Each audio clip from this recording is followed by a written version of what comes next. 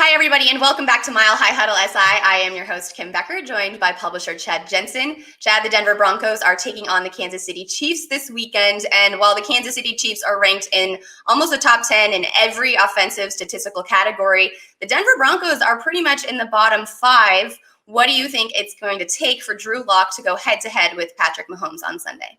Kim Becker here with all Trojans in front of the LA Memorial Coliseum. We are just hours away from the U of A USC matchup in Tucson, Arizona at 12:30 Pacific. USC has completed 3 rounds of COVID testing since Thursday morning, and none of them came back positive, which is awesome news. So hopefully we get to continue that theme throughout the week, and we won't see any more cancellations next week as the Pac-12 continues. Hi, everybody, and welcome back to Raider Maven TV, your full coverage of the Las Vegas Raiders here at Sports Illustrated. I am your host, Kim Becker, joined by 2 very special gentlemen today.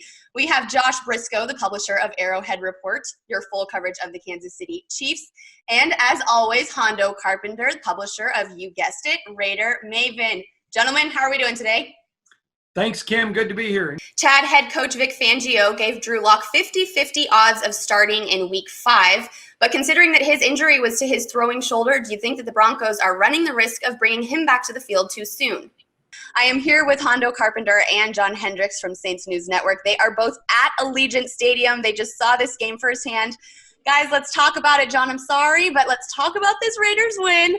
It's a big one. What did you guys see from, let's say, the Saints offense versus the Raiders defense? John, let's go to you first. What do you think happened in this game tonight? Chad, the Denver Broncos heading into Week 4 with their 3rd starting quarterback, Brett Rippon. This is going to be his first career start on the road against the Jets on Thursday night. All right, gentlemen, I could talk about food all night. I promise you that, but I'm going to ask you one more question. The whole quarterback situation at USC is definitely interesting. I spoke with Miller Moss last week about what that might look like next year. But if in a hypothetical world, if all 3 of these quarterbacks do officially commit to USC and end up on the team next year, where do you see that dynamic going for the season?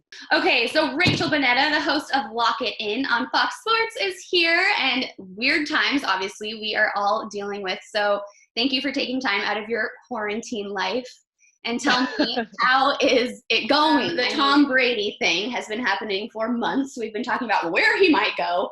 I was so wrong. I was so freaking wrong. And I know that Graham Harrell was talking about potentially running the ball more because Keaton Slovis, as we know, does have an awesome arm and he is able to throw, but they don't want him to burn out too quickly. Did he mention anything about running the ball this first game here on Saturday? We are heading into Week 5. The Broncos are going to take on the Patriots. What do you think it's going to take for the Broncos to come out with a win at Foxborough? All right, guys, Week 8 coming up here. The Las Vegas Raiders are headed to Cleveland against the Cleveland Browns. Munch, I'm going to start with you. What do you think the storyline coming out of this game is going to be if the Browns come out with a W against the Raiders on Sunday? Chad, the Broncos in Week 6 dressed rookie Albert Okwuegbunam since Fant was out, and he had a massive role in this offense. But going into Week 7, it looks like Fant might be on track to return. And if so, what do you think the team's outlook on the tight end situation will be with the rookie?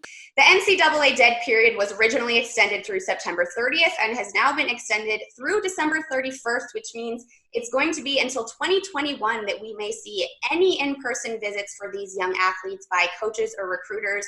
We won't see any trainings or evaluations or clinics firsthand for these recruits to experience before they make a big decision of what college they want to join.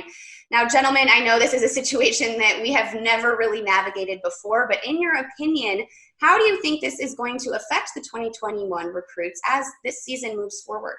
Always fun to see a divisional matchup, so I know that I'm excited to see this game on Sunday. Gentlemen, thank you both so much for your time, and we will see you on the other side of Week 5. That just better include a welcome drink. You know, I want like Mickey Mouse with a tray of champagne. I'm Kim Becker.